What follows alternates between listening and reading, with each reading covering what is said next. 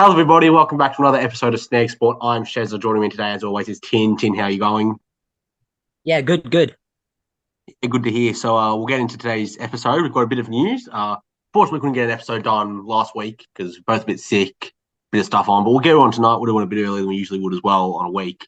So we'll start off with some big news in this football world. Australian news with that as well. Ange Postecoglou, it is official. He will be Tottenham's manager. This is an incredible, obviously, move for him, for Australia football in general. And even for Tottenham, obviously, not everyone's convinced, but I reckon he should get the people on his side pretty soon. So, what do you think of this move for Ange and for Australia?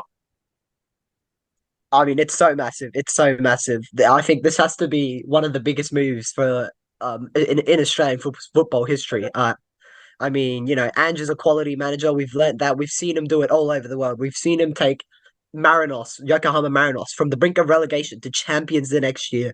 We've seen him take Celtic and South Melbourne back to back. We saw him take Brisbane Roar 34 games unbeaten. So the sky's pretty much the limit. Now he's got a big project. He can work wonders for Tottenham, and if they're willing to cooperate with him, I'm certain that Tottenham and Ange will be a match made partnership. Yeah, I agree. Obviously, you mentioned Yokohama. He was incredible there. Celtic, he won everything there. When he first went to Celtic, no one everyone was convinced. Some people thought, nah, who's this guy? We're just getting from Japan. We're getting him from Australia. This isn't anyone good. He proved them wrong. Obviously, got some incredible talent work at Celtic. I believe he won, not sure the exact number. He definitely won, I think, maybe 8 trophies in his, 2 years there. Incredible feat. Off to Tottenham now. There'll be no European football for them next season, which is a bit unusual. Obviously, Tottenham, you'd expect to make the one of the European competitions, especially now that we have the Conference League. But no, there will be no European football for the next season, which I think that could help Ange. He basically just has to worry about one game a week. He can rest his squad. Obviously, the big move for them will be keeping Harry Kane. If he leaves, then that he could be hard to replace. I have seen a bit of rumours about maybe who else they could bring in, not even just Sharks, maybe they could bring in James Madison, maybe even a couple of old players from Celtic who's Ange worked with, like Kyogo, could go to Tottenham. We'll have to see. But either way, I'm sure.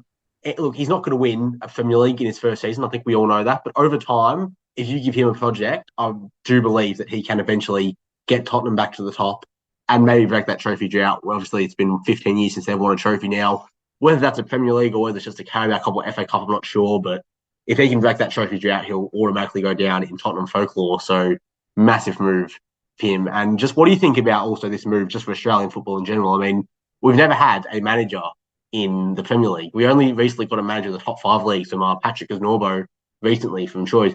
So this really has just come out of nowhere. Not just any club, for Tottenham Hotspur as well, a Big Six club. What do you think of this move for Australian football? And is it the biggest move we've ever seen an Australian make in the world of football? I mean, yeah, it's going to get eyeballs on Australia for sure. I mean, obviously Australia is starting to get eyeballs on it. We've seen how they performed in the World Cup. We'll have the Asian Cup coming up. But the eyes of the world will be definitely on Australia for sure, because we're definitely making big moves in football. And for Ange to move up to up Tottenham, one of the biggest clubs in the world, they have arguably some of the biggest supportership around the world. It's a big eye move. It's going to get eyes on Australia, and it's definitely going to do miracles to grow the game, because you can have players scoring goals, but to also have managers, it's about having as much exposure. And I think all this exposure will be good for Australia in the long term. Yeah, I agree. Obviously, we've seen it's probably more of a player thing, but we've seen people from lesser football nations go to England or just to a big league in general and become cult heroes and even legends in their country. Guys like Heung-min Son, who's going to be working with, he's massive in South Korea. You've got Christian Pulisic in the USA, Alfonso Davies in Canada. And for Australia, yeah, we've got some good players, but not on any of their level. So maybe if we don't get it from a player, maybe instead we get it from a manager who's managed our national team for and our underage teams as well. He's done a lot for Australian football, and now we just get to sit back and watch him manage in one of the biggest leagues. So best of luck to him. Hopefully he does as well. Hopefully he does Australia proud. But we will move on now. We'll move on to the Australian Cup. We'll start it off with some news about the Australian Cup. So start off with the games in Darwin. Now there will be home games in Darwin. Now this is nothing new. We've seen, the grand final went to Sydney. We've seen that the a Socceroos game versus Argentina is going to go to China, and now there will be some home games in Darwin for, I believe, Melbourne teams, which just doesn't make much sense as a home game. It should be played at a home stadium. But what do you think of this? And just yet another weird decision, just probably for financial gain. So where do you think Do you think this will work? Do you think bringing games up to Darwin is a good thing? What do you reckon? I mean, it's not a decision I hate. I mean, it's in July, so I think by then, I think FIFA will have taken control of the big stadiums in Australia. So there will be a lot of a lot of empty like not a lot of options as to where to actually play the game. So taking it out somewhere regional like Darwin isn't a bad option, honestly. I like it. I mean, you could argue it probably would have been better growth for the game if they kept it in their state and they played at some sort of regional ground. Like if the Perth played somewhere out like out south or out east, or if the Newcastle Jets, played at just some like rickety old ground. And I think so if they could have definitely done more to grow the game, but it's not a decision. It's a decision I can understand and I can live with. It's a lot more understandable than a Socceroos game in China or a grand final in Parramatta. To be fair, Yeah, I agree. Look, I'm probably not the biggest fan of it. Like, I don't hate it as much as the Socceroos in China or the Grand Final in Sydney. Like, I'm all for growing the game up in Darwin. Obviously, not a massive soccer community out there. They're probably more into AFL and even cricket, maybe even basketball as well before soccer. So that is an area of this country that we do need to grow our game in. Like you said, playing regional games like, for a Victorian club like City or Victory to go anywhere, like Western, I'll probably go down to the western suburbs. Then maybe we could see Melbourne City in the eastern suburbs. We could have seen Melbourne Victory up in one of the north and up top in Victoria. So there are a lot of options, but obviously they're not going to happen. It's going to go to Darwin instead. But look, this isn't that big of a deal. I think we've got to get eyes on the Australian Cup anyway. There are a lot of Australians who don't even know about the A League, let alone the Australian Cup. But sure, bring it up to Darwin, maybe make the tickets affordable, and yeah, we'll have to see where it goes from there. So I don't hate it, but yeah. So we will move on now to some results in the Australian Cup already, and this is pretty interesting. Garang Kuol and Alu Kuol's old club, the club that discovered them, has gone to the Australian Cup round of 32 for the first time. What do you think of this? You know a bit more about the Australian Cup than me, so why don't you take the story? I mean, yeah, it's massive. So the Goulburn Valley Suns, they are in the top level of the Victorian State League, so that's fourth overall in the Victorian division. Also, I think that's where they are. Oh no, they're NPL three, so that's to the bottom division of the NPL. I mean, that's massive. The more small clubs we have in the Australia Cup, the better. I mean, we love it when some non-league club goes deep in the FA Cup or when a League Two club knocks a massive giant. So this is good. I mean, Goulburn had to defeat Hume City to get through, and Hume City have made the semi-finals in the past. So this is definitely massive, and it's a great thing. It helps promote the idea of a knockout cup to Australia because it's a very foreign concept for sure. So to have little clubs go deep, it definitely helps to grow the game. And little clubs, we're connected to little communities, definitely helps with growing the game. Yeah, absolutely. And look, I enjoy these little upsets in the Australian Cup just because, you never know what you're going to get. Like, I'm pretty sure, can't remember the exact team, but I believe last season we saw a sixth division side or something in the Australian Cup. So that's just the magic of a knockout cup in general. And that's why I want this tournament to be promoted. I will admit I'm not the biggest fan of myself. I should get into it more. But we need more soccer fans in Premier League fans who don't watch the A League and don't watch the Australian Cup. Where are these guys to get into this? Because especially with the promotion of relegation coming in soon. I think that should help because right now I don't think anyone really cares, or not many. A lot of people don't care about football sides in this country that aren't in the A League. So I think once we get promotion and relegation in, and we know more teams, we know that you can get relegated from the A League. I think that should help, and then you see a former A League side who have now been relegated. You see them playing a current A League side in the Australian Cup, and I think that could be cool. That could actually get eyes on the game instead of just a club you've never heard of because there's a lot of people who just think that these clubs in general are just, semi-professional clubs. Why should we even bother playing this? The A-League clubs are going to win, which obviously isn't true. We saw Sydney United make the final last season, but I think that seems to be the general consensus around these clubs. But no, well done to them. And yeah, so we will move on now. I think there's more Australian Cup news. Do you want to take that? I've actually lost my list, but what else has been happening in the Australian Cup? So yeah, so the current qualifiers from the Federation states. So Canberra, Croatia are going to be the ACT sole representative. They've been in the Australia Cup a couple of years in a row now, and they are probably by far the best club in the ACT. Last year's grand finalists, Sydney United, will be back in. Joining them in from New South Wales will be APL Leichhardt, Inter Lions, who are actually a NPL two club, I believe. So that's a bit of an upset. Mount Druitt Town Rangers will also be joining them, and there's two more slots available in New South Wales. Um, the ACT has yet to find its sole representative, as well as I believe that is Tasmania have also not had a team qualify yet. And Victoria, of course, they've had Goulburn Valley. Heidelberg United are through after they played a 3-2 extra time thriller against Dynamo St Albans. And yeah, that's all I've got to say so far. But so that's what's happening in the Australia Cup at the moment. Yeah, I believe we've got a couple of big matches between a couple of A-League teams as well in July. We've got Newcastle Jets against Victory and Perth Glory against Macarthur. So, look, I actually like the idea of A-League teams being joined. I'm sure some people would rather see that not happen because, we've seen these matches before. We see them 3 times a season in the A-League. Why should we see them again? But I like the idea that a couple of A-League teams fall in the first round possible. And then, we do get more underdog stories. We get a team like Sydney United in the final. We get even Macarthur. Macarthur, one of the worst teams in the A League last season. They might as well have been an NPL side if we're being honest. And they went on and they won the Australian Cup. So it's not, it's just Melbourne City and Sydney FC winning it every season in Central Coast. So we actually get some smaller clubs, whether they are lower A League clubs or NPL clubs or even lower than that, straight far. And I think that's the beauty of Knockout Cup. So I'm looking forward to seeing the A League games, not only because there's been some pretty good teams, but also just so we can see some A League teams go out early. But I think that's enough of the Australian Cup now. We will move on. And speaking of knockout cups, there were a lot more over in Europe.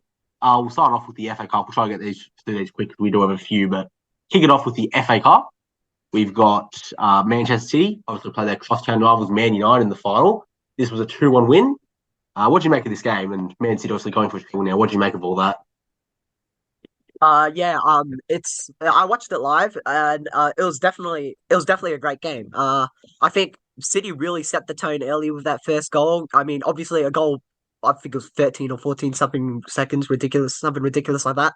Um, when you score a goal that quickly, it's really off-putting. So to do it in a cup final at Wembley, it is a massive thing to do, and it definitely put them on the front foot. I think after that, it would have been pretty tough for Man United.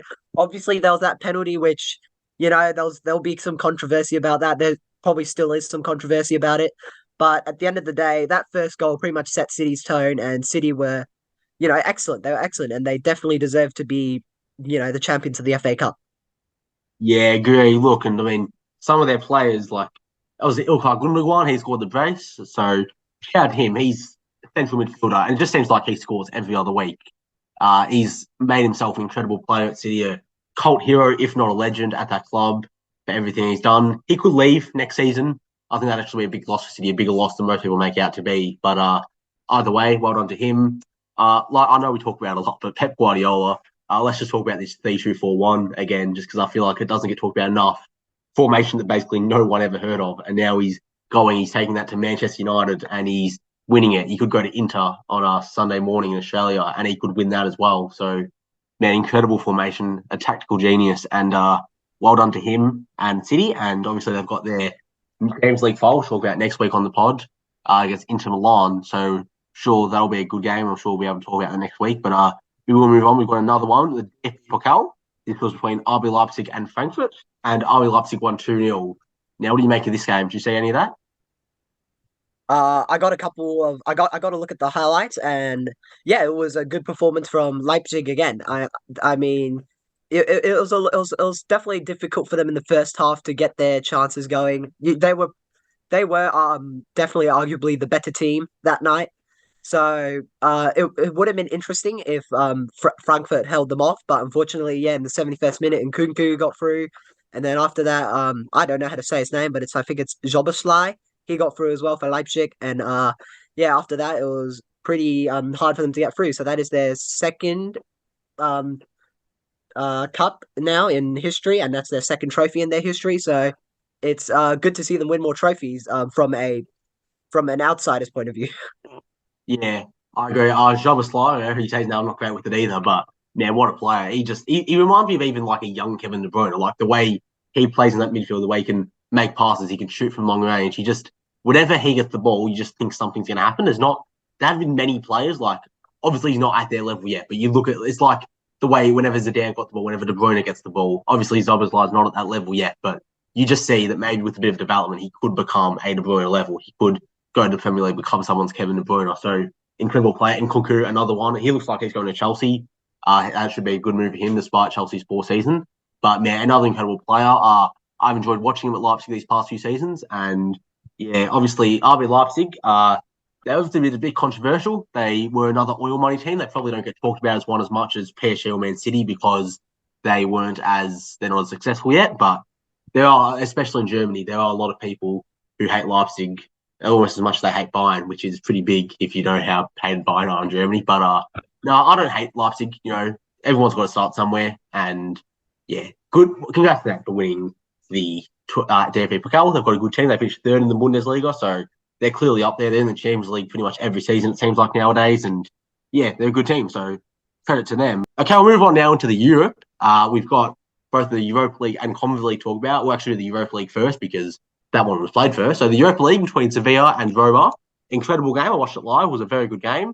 It was Dybala took the lead for Roma early in the first, or not early in the first half, some way through the first half, and then an own goal got Sevilla back into it. And look, it was a good fight from Roma, but it just, Mourinho, obviously a great manager, but when his tactics don't work, he is actually, I think, pretty easy to break through. That doesn't take away anything from his legacy, but you saw it in this one. Once they would try to park the bus after that Dybala goal, and then once that didn't work, they didn't really know what to do. They did hit the crossbar through Chris Smalling at the end of extra time, but that unfortunately didn't go in. We went to penalties, and Gonzalo Montiel scoring the winning penalty. I'm sure we've heard that story before, but what did you make of the Europa League final? It was a great game. I was not well for school, so I watched the replay, and I enjoyed it. It was a great watch. It was definitely one of those games where I think the tactics held up a lot more than the actual game. It definitely wasn't a very free flowing game. It was a very tactical battle, and I think you could definitely tell it was about who was going to crack first. After that first Dybala goal, it was going to be where's Sevilla going to have another breakdown, or where Roma going to have a breakdown? And obviously, Roma cracked first.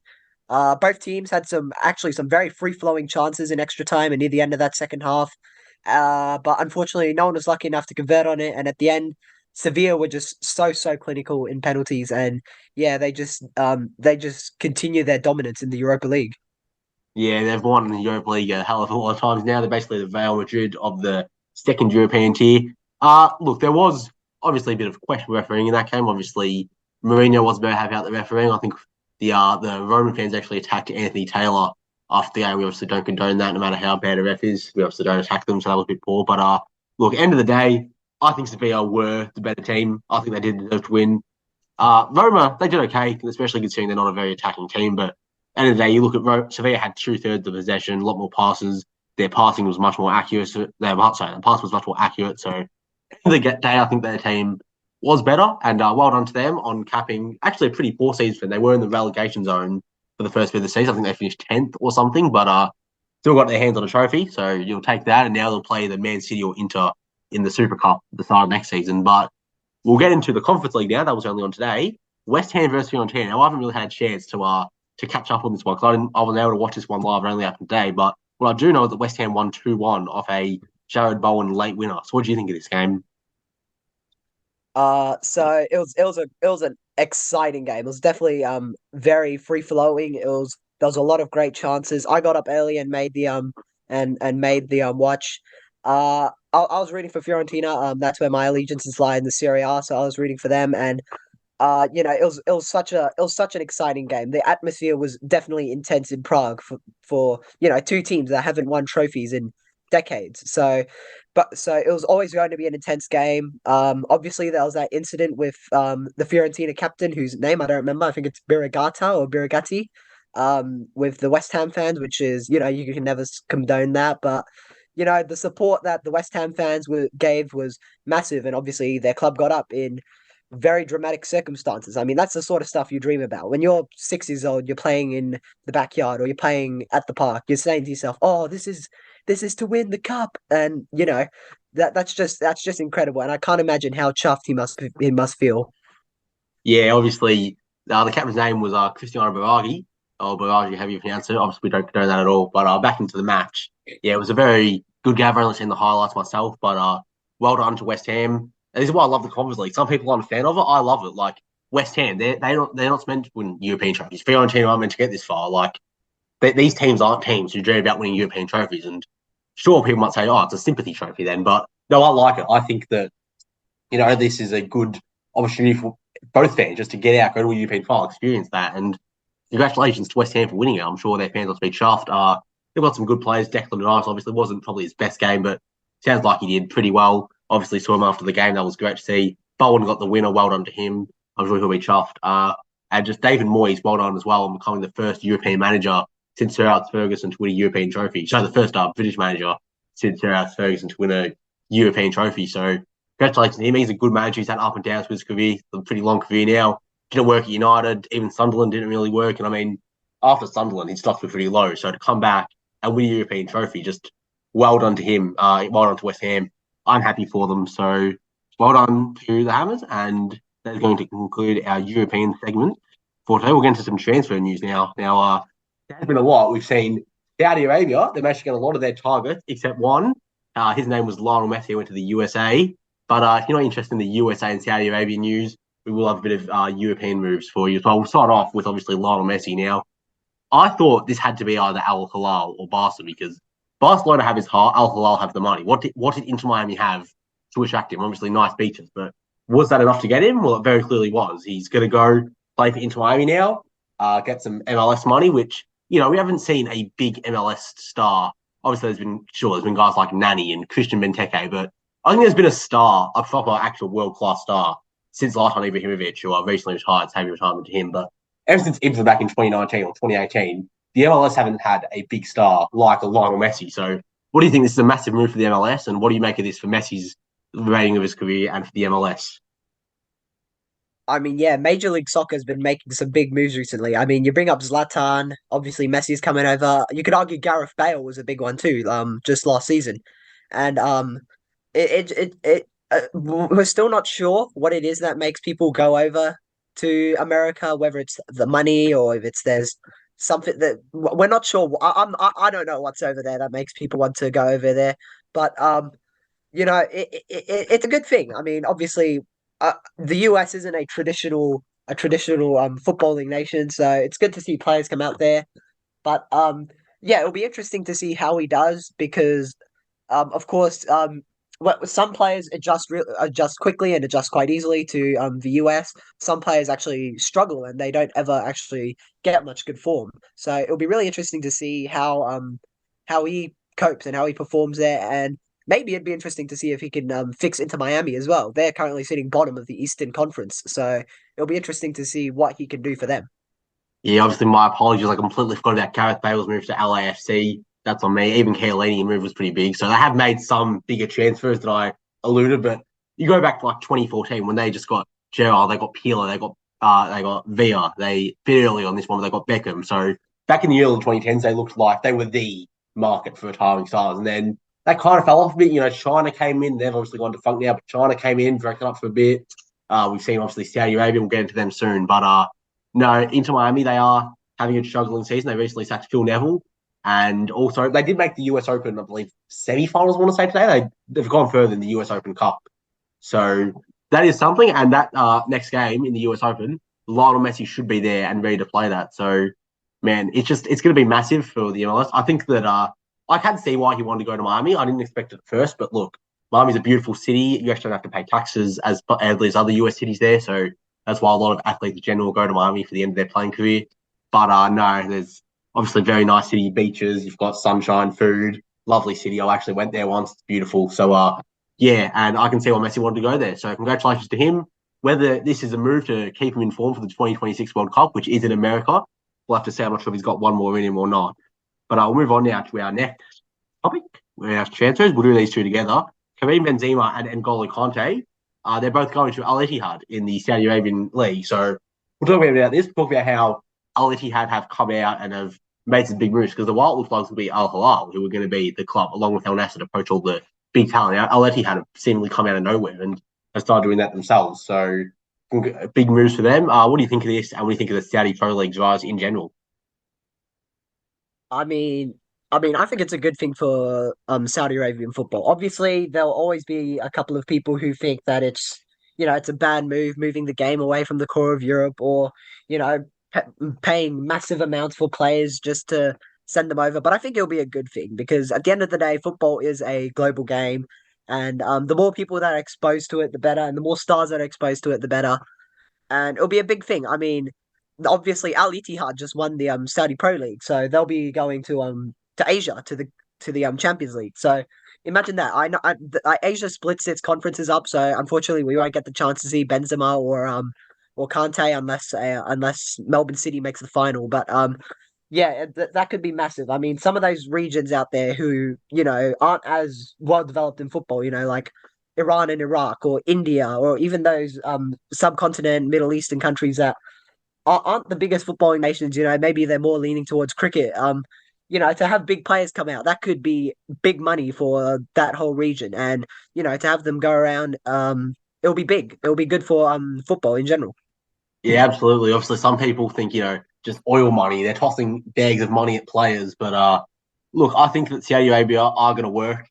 They obviously we've seen the Chinese league. They just went. They had a lot of money. They wasted it, and now it's not even really a league anymore. I think maybe Oscar's still there. I think A1 left as well, but all their players have left. But I think it's different for Saudi Arabia. They've signed bigger names.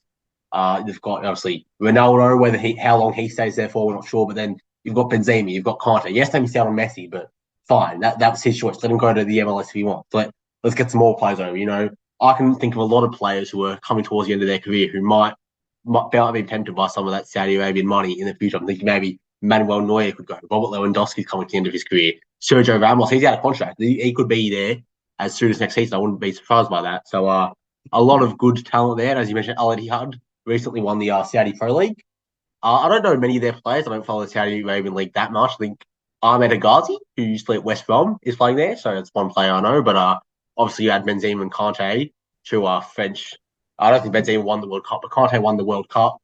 Benzema, obviously, he didn't really have a few fans, unfortunately, but, won 5 Champions League. So incredible player, 2 incredible players that they're going to get over from Al Ittihad. And, yeah, congrats to them. There's some good signings. And congrats to the Saudi Pro League, just getting some more eyes on them. You can't hate it. They're doing well. They're building football in their country. I respect it. So we'll move on now to a European transfer. It's only confirmed about 10 minutes ago, but we'll talk about it. It's been sounding like it's going to happen for a while. Alexis McAllister, World Cup winner, he is coming to Liverpool. So used to be a Brighton, obviously. The deal looks like it's going to be for 35 to 45 million euros, which I actually find incredibly cheap. McAllister, he doesn't have I suppose, aura that maybe a Mason Mount does or somebody else, but I don't think that matters. I think he's an incredible player. I think now that he's in a bigger market, there's not only Champions League football Liverpool, it's still a massive market for people to get their eyes on. So I'm sure McAllister's going to have a great career at Liverpool. What do you think of this? It'll be a good move, I reckon. I mean, McAllister is a class player. We've seen him play for Brighton and obviously Argentina in the past year. So I think this is a good move for him. I mean, when you imagine the quintessential football player's path, they start at home, head over to Europe, but to some mid-table club, impress really, really well, go to a big club. That's usually how the life cycle of most football players go. So this is that big move he's probably been waiting for. Don't get me wrong, Brighton are a great club, but yeah, it'll definitely be the sort of move that he'd be looking for. He can now truly contend for European trophies once obviously they'll be in the Europa League next season, but obviously he can contend for European trophies. Hopefully he can contend for the Champions League soon. And yeah, I think it's the right move for him at this point in his career. Yeah, I agree. I thought at the World Cup, I mean, in the final, he got an assist. He's just looked like an incredible player. Uh, Now he's coming to Liverpool. Jurgen Klopp, great manager. He's got a great team. The midfield also needed reinforcements with Milner, Kiner, Oxlade-Chamberlain leaving, and even some other players just not as good anymore. Henderson's not the level he used to be. Fabinho's not the level he used to be. So that's a midfield that really needs some reinforcements, and they've got it. They've got McAllister. Looks like maybe Kefren Turam and Manu Kone could be joining. A couple of other names I've heard as well. So yeah, that could be huge. Liverpool could get themselves right back up to the top very, very soon. Now, I actually forgot to mention this. We'll move on now.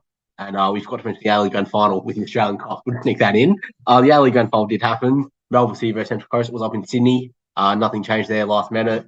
Townsend stuck to his word. And we got a grand final between Melbourne City and Central Coast.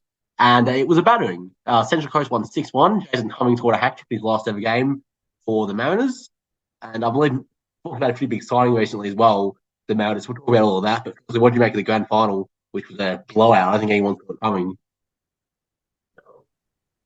I mean, yeah, no one could possibly predict that. I mean, obviously, I think it's the second biggest grand final margin in history, so no one could possibly predict anything like that. Um, so yeah, it's definitely massive. It, it's it's great for Central Coast Mariners. Obviously, as far as A League clubs go, they're all salary capped, but they're definitely considered one of the small clubs.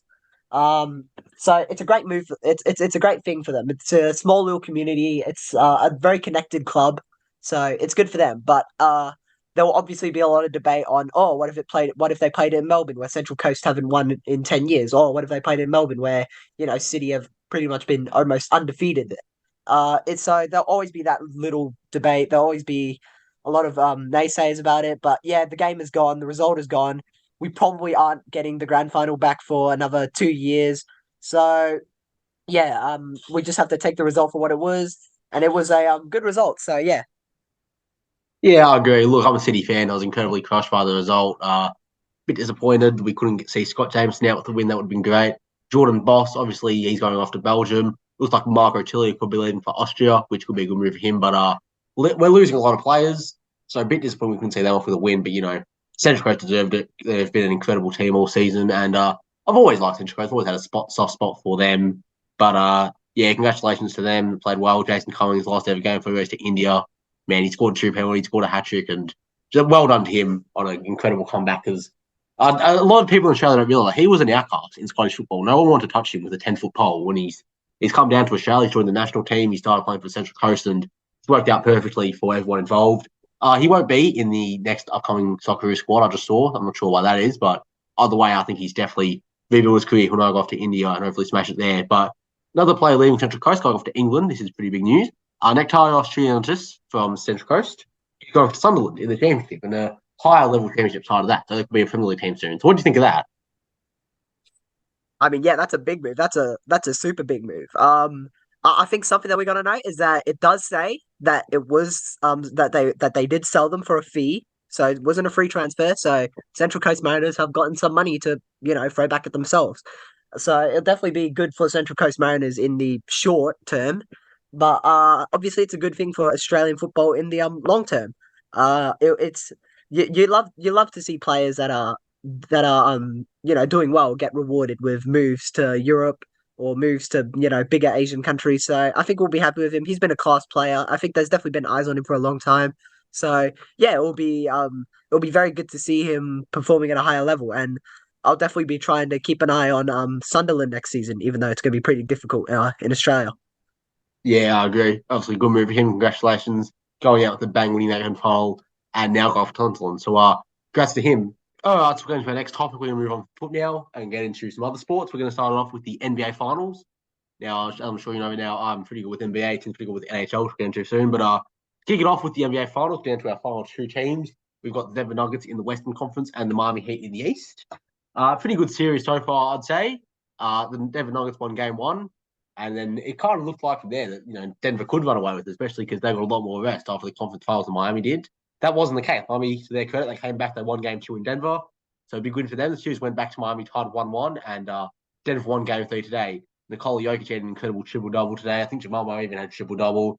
Christian Braun came off the bench, contributed some points as well. So some good players for Denver. I know you're not the biggest NBA fan, but what do you think made of these finals so far?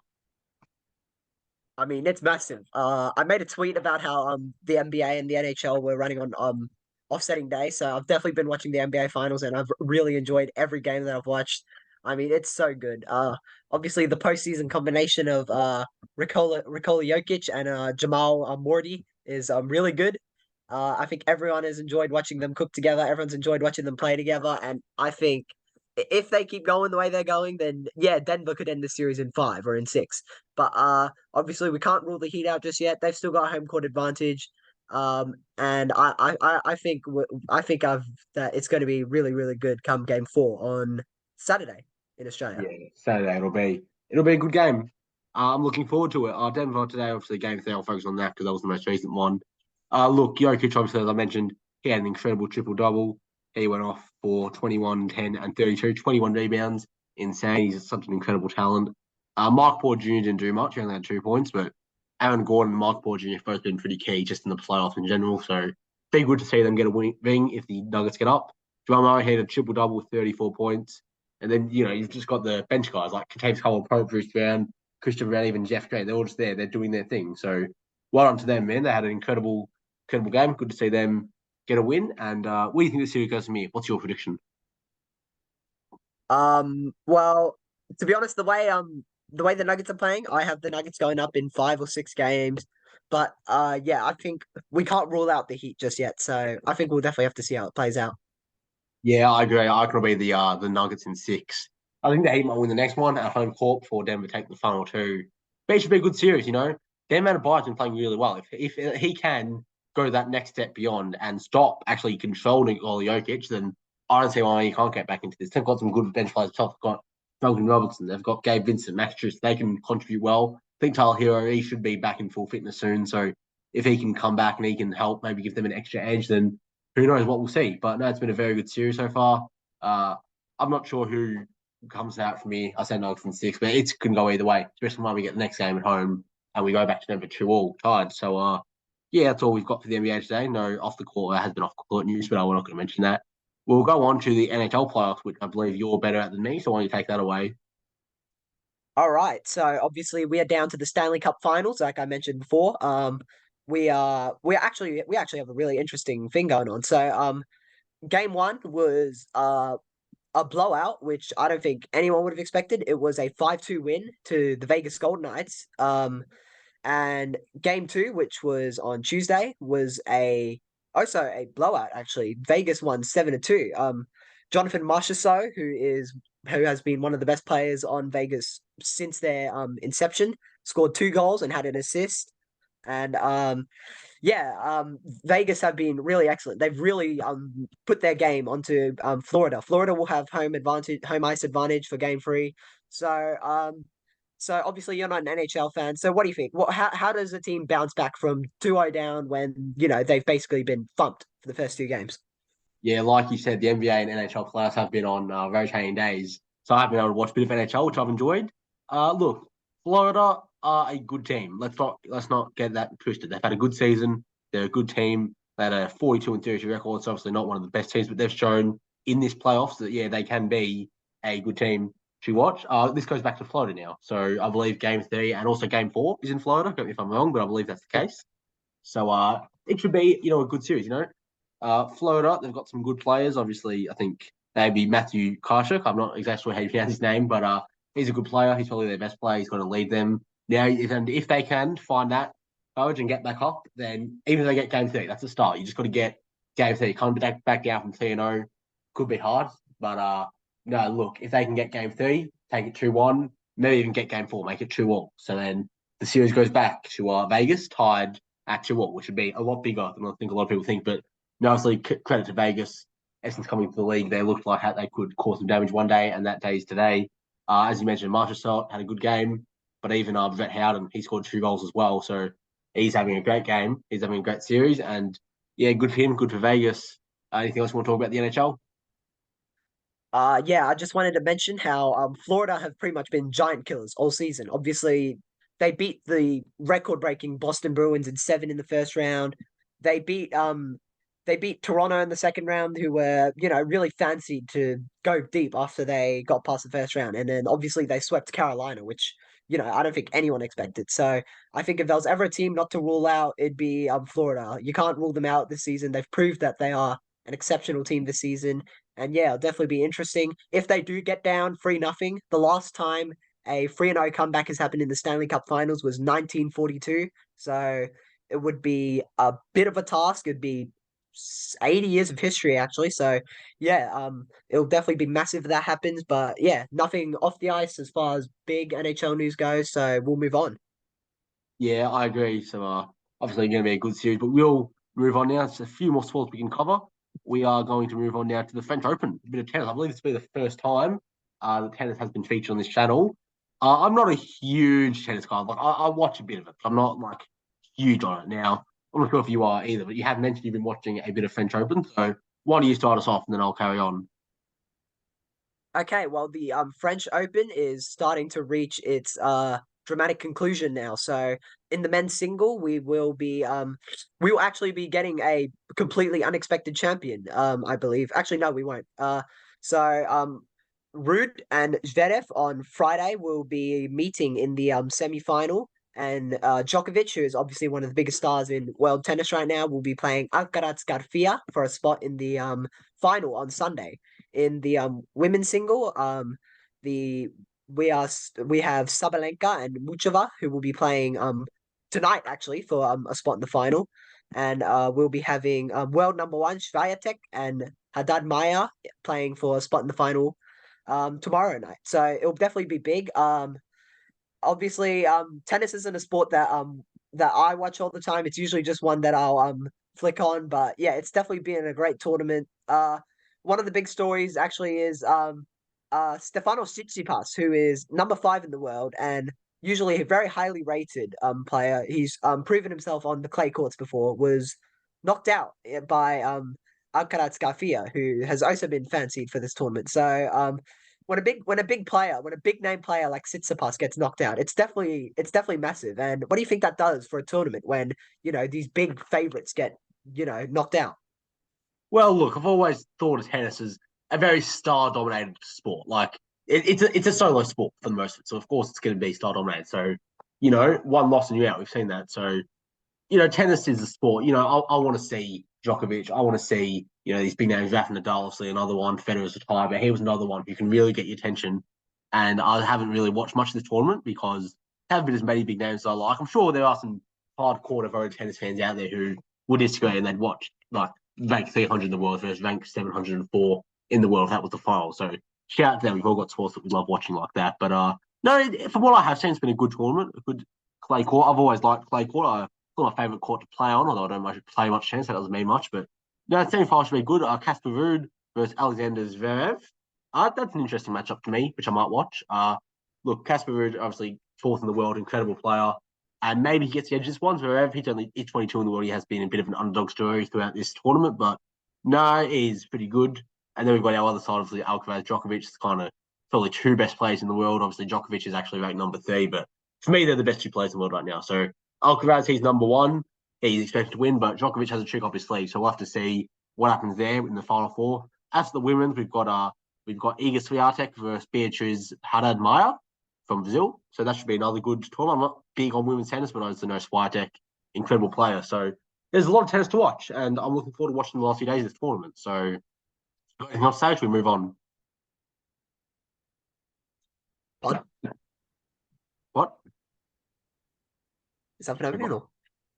Okay, yeah.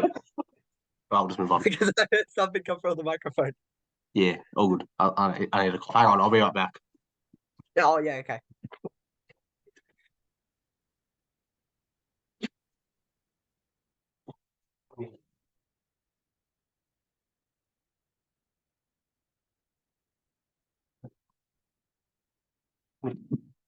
So all good. We're back now. Okay, let's move on. I'll edit that out.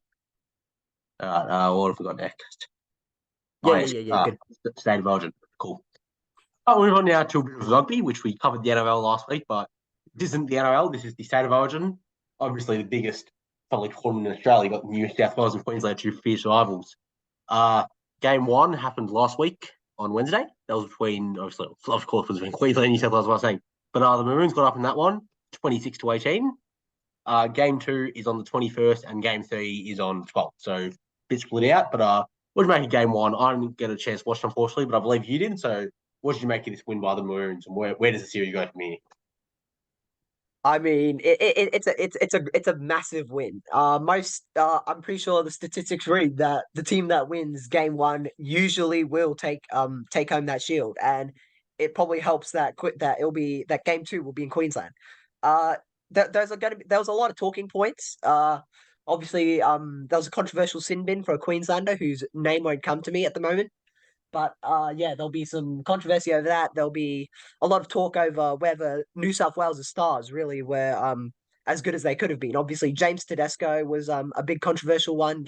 He had a slip in one of the tries, and he pretty much gave Cameron Munster the ball for free for one of the for basically the nail in the coffin. So there'll be a lot of questions on whether him, even as the captain, gets dropped for game two. So there'll be a lot of talking points over that. Obviously, it was a perfect performance from Queensland. It was exactly the sort of thing you expect from them. You know, they got up in the first half. They put the game to them. Obviously, they let New South Wales run with it for a bit, but at the end of the day, they fought back, and that's the spirit that you expect from Queensland. That's usually how they win these series, and that's why they are probably one of the most dominant teams in state of origin history. Yeah, agree. Look, State of Origin, obviously, same every year. You've got the Queensland, New South Wales, but it creates a bit of a rivalry. Even as somebody who isn't from Queensland, New South Wales, I always try to stop over Queensland just because that's what I pledged my loyalty to when I was 9, and you always stick with that. So, yeah, I'm a Queensland fan myself. But look, no, it's been a good series. Good to see Queensland get up in game one. I'm not a huge rugby fan, but I did enjoy watching the highlights in this one, and there's some good plays. Taylor Fido, I thought played pretty well. I'm not exactly sure if I his name, but oh, he had a good game. I thought some other good players from Queensland, and yeah, especially to get that game, the neutral game. I believe it was in Adelaide this year, the neutral game. So yeah, good to see Queensland get that one. Also, that goes to Suncorp Stadium now. Game two, that could be huge if they win that. And game three is not going to matter at Stadium Australia. So well done to the Maroons. That was a great game for them, and yeah, it'll be good to watch the game two and game three, especially because game two is in the school holidays. So we've got a lot of massive crowd there for Queensland in that one, and maybe see them win the series on the I believe 26th of July. So, but now we will move on now to our final sport, and that is cricket. We've got a bit of cricket for you today. It's the World Test Championship. This will be our final topic. It'll be our first time we mentioned cricket on this channel as well, of podcast, I believe. So, what did you make of the World Test Championships? Obviously, they've been going on for years. So, we're finally coming to an end. What do you think of what's happening so far? So it is day two at the moment at the World Test Championship in London. It's at the Oval. It's actually still happening right now. Australia are sitting at 402 for seven. They are heading towards the end of their first inning now. And the big talking point from day one will be, for starters, that Australia's openers were arguably knocked pretty quick. Um, so Kawaja was knocked for only actually he was knocked for a duck after about 10 balls, and Warner had a good fighting innings, about 43 for 60, but he couldn't hang on. He got a little too aggressive as he tends to do, and he just sort of flicked it back to the keeper. But yeah, a big talking point will be Steve Smith and Travis Head. They put up a 250 run partnership to take it to stumps, and yeah, Australia that will be in a good position. They're on obviously 402, which is a good first inning target to set. And it'll be interesting to see how India responds in this second inning. So it's a special test match. It can run for 6 days if possible. So I think there'll be a lot of people keeping their eye on it. I'm actually watching it right now as we speak. So yeah, it'll be a good test match. It's still hanging very delicately in the balance. Yeah, I agree. Obviously, I probably don't watch as much cricket during the winter months as I should. I have got into it more recently. I'm one of the summer cricket fans, not much as winter, but I have watched a bit of Test cricket recently. I've watched a bit of this India series. I'll probably watch the upcoming England series as well, where hopefully we get them done. But no, it looks like we've been playing well from what I've seen. India, obviously, yeah, it's about early in the first innings, but Travis Head and Steve Smith, like you mentioned, have had an incredible knock. Khawaja went on a duck. That was a bit disappointing, but you know, we've got some good players. And India, they've got some good players as well. So this will be a good series. Once India come into bat, they've got Virat Kohli. We all know who he is. He's still incredible despite his age. So tell us about bowlers. We've got Cummins and Stark in. So hopefully some of those bowlers can knock India's batsmen now. We can wrap up this series. Take it over to England. I believe that starts maybe the 16th of June. So we're still a week away from that. But Australia, England can't get any better than that, can it? They've got a good team, England. They have recently brought in Moeen Ali, which is a bit of a throwback. I don't think he's played red ball cricket in a couple of years. So interesting call from them. But no, I'm sure they'll still be at a pretty good level, the English. So we'll go over there and try to win that. I believe that's a 5-day test. So that'll be good. But first, we've got to wrap up India. And I think we can do that. So anything else you want to say about that? I'll just and yeah, and I'll just mention, it'll definitely be really interesting once the second inning rolls around, because obviously the pitch is actually quite green for English standards. The ball is moving around quite a lot. So obviously Australia is famous for its seam bowling. They are among some of the best swingers in the world of the ball. So it'll be really interesting to see just how India responds. Obviously, when Australia played in India at the start of the year, there was a lot of controversy about how the pitches were definitely put very heavily towards India's way, and it was very difficult for Australia to in India. But yeah, it'll definitely be interesting to see if now that they're on neutral territory, can Australia put it to India? Are India really the real deal? Yeah, I agree. Look, there's always been a bit of talk about Australia and India. It's one of the great rivalries of cricket. I think, we've got some good rivals when New Zealand, England, India is another one. Even South Africa after the ball tampering incident. We've got a lot of rivals, and it'll be good to get this one up over India. We're now 7-406, so the first inning's going to end relatively soon on our day two is coming to an end. So look, we'll have to see where this goes from here. Obviously, India still have to come into bat, but no, I think we're in a pretty good spot. I'm pretty proud of the boys what they've done so far, and yeah, I thought we beat India, take it over to England next week, beat England, and just our cricket team can go on to the stars. So I do think we are still one of the best teams in the world.